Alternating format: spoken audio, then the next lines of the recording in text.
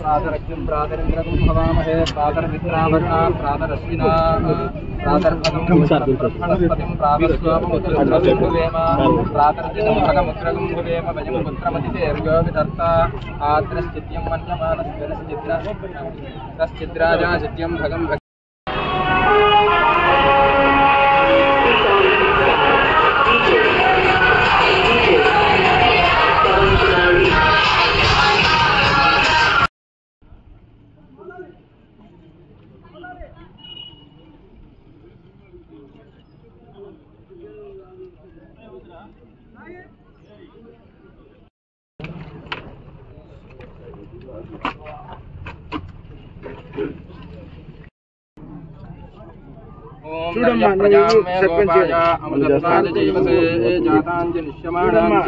अमृते सत्ये प्रतिष्ठितां हारति नुयम्मा हारती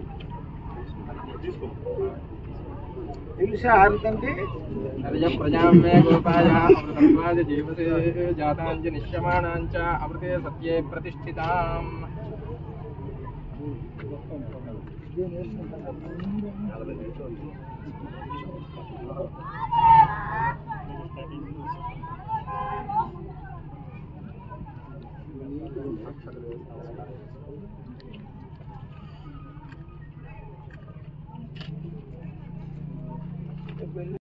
महिषां चित्तं प्रबुधा विनेशतु धाता धातॄणां भुवनस्पतिर्देवं सवितारमभिमानिषां यमं यज्ञमश्विनो भा बृहस्पतिर्देवाः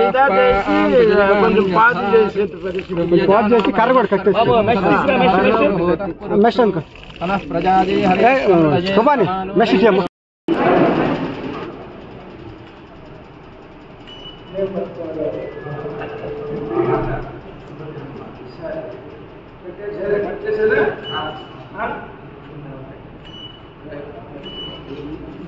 ओम ध्रुवायो ध्रुवामतिरे ध्रुवं विश्वमिदं जगदु ध्रुवाः पर्वताजिमे ध्रुवो राजा विशामयम्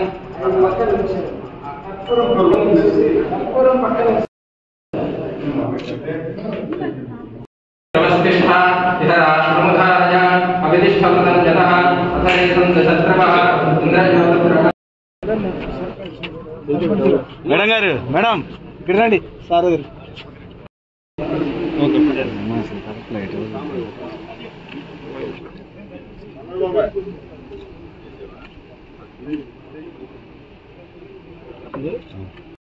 పుస్తకాలు ఇచ్చేటువంటి కార్యక్రమం కానీ అలాగే ఎవరి భూమైనా అన్యాయంగా అక్రమంగా 22A కింద పెడితే మళ్ళీ రేపు రెవెన్యూ సదస్సులు నడుపుతారు.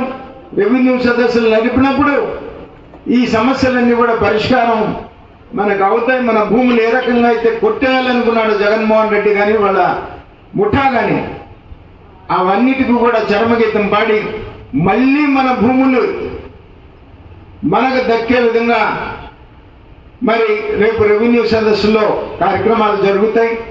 ఖచ్చితంగా చంద్రబాబు నాయుడు గారి నాయకత్వంలో ఆయన అనుభవం దృష్ట్యా ఈ రాష్ట్రాన్ని మరి భారతదేశంలోనే అత్యంత అభివృద్ధి చెందినటువంటి రాష్ట్రంగా తీర్చిదిద్దడానికి ఆయన ప్రయత్నం చేస్తారు. మరి ఆయనకు తోడు ఎన్డీఏలో భాగస్వాములైనటువంటి జనసేన కానీ భారతీయ జనతా పార్టీ కానీ ముగ్గురు కూడా కలిసి ఒకే మాట ఒకే బాట మీద నడిచి రాష్ట్రాన్ని అభివృద్ధి దిశగా తీసుకుని వెళ్తారు. అలాగే సంక్షేమ కార్యక్రమం కూడా ఈ రాష్ట్రం 2047కి పేదరికం లేని రాష్ట్రంగా తీర్చిదిద్దుతానని ఆయన కంకణం కట్టుకొని పనిచేస్తున్నారు మన ముఖ్యమంత్రి చంద్రబాబు నాయుడు గారు.